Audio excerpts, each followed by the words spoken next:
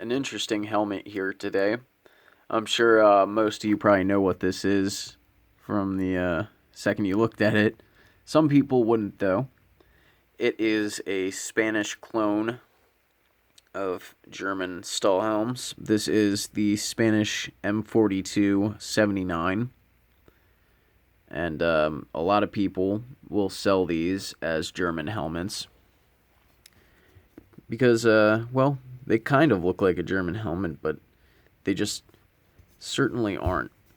And sometimes you'll find them like this. Alright.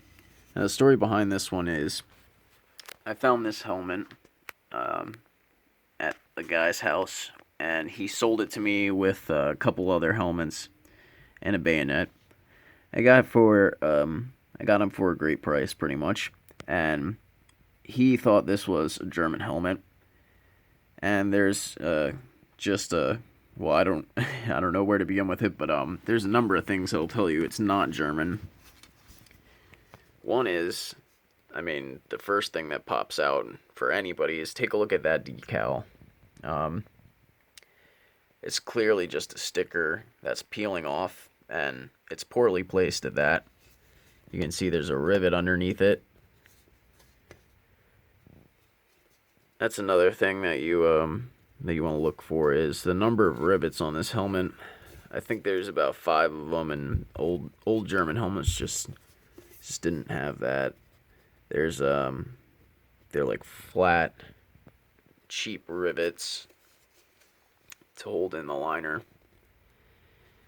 Another thing is just well, I'd like to mention again that the decals are really part of the paint on those original German helmets. So, if you just run your finger over it, this one this definitely just peels off. But if you run your finger over it, sometimes you can just tell.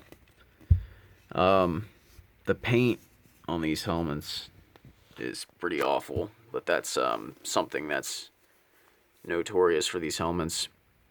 They're very cheaply made. For some reason, I really like them, though. A lot of people like them. On the front here, you can see that the bracket that holds the eagle insignia isn't on there. Looks like somebody may have, I don't know if somebody just took it off, or if it fell off, it looks like either that's the solder that held on the bracket or somebody tried to fill that spot in. If they did, I don't know why they didn't try and paint it. It's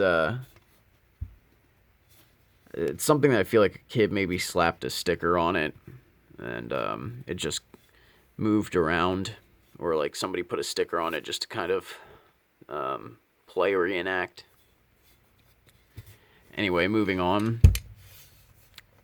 This is the 1979 liner. I think it's the second type of liner that was in here. The original Model 42s had a kind of like a tri-flap.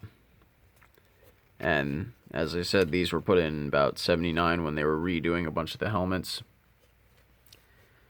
The shell itself is really badly proportioned.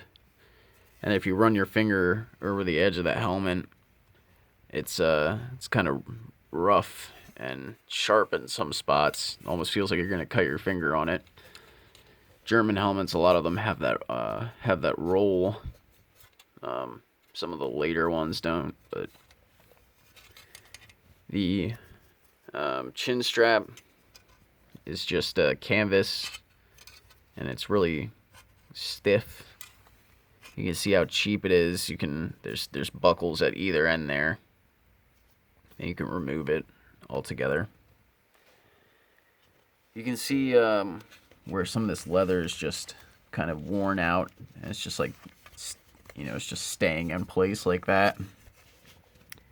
And the elastic band in the middle here looks like maybe, I don't know if somebody had to pull that out and restring it to try and make the liner fit their head. But anyway, the Spanish German clone, the Model 4279.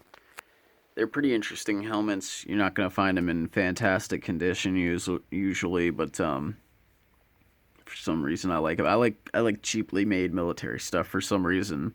Don't know why, but they're interesting to collect. So definitely watch out for those unscrupulous helmets sold by unscrupulous people.